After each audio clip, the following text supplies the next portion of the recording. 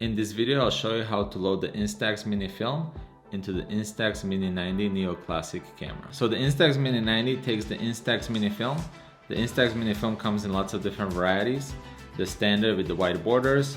Here's one with the black borders. Here's a rainbow color one, so every frame is a different color. Here's a stained glass one, also each frame has a slightly different design. And here's one with airmail design. So generally the standard film comes in a pack of 2.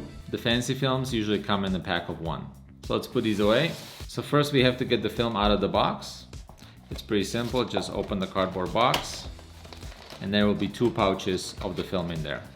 Each pouch contains a cassette and each cassette contains 10 prints.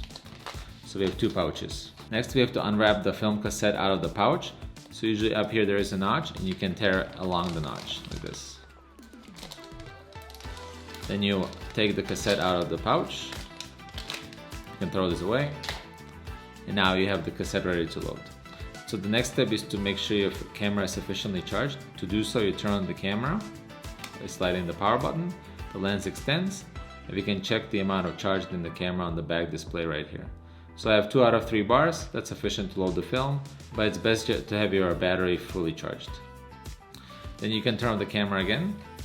Next, you open the film door on the back of the camera. So there is a little slider here that you pull and open it up. Here's my old cartridge, so I can take that out. That's empty, so we can throw it away. Then we take our new cartridge, find the yellow mark right here, find the yellow mark in the camera, and align the yellow marks. So we put it in like this. Once we have that aligned nicely, we can close the door at the back of the camera. And as soon as the door is closed, the camera automatically ejects the dark slide. Now when we turn on the camera, you can see that we have 10 shots remaining and we are ready to shoot.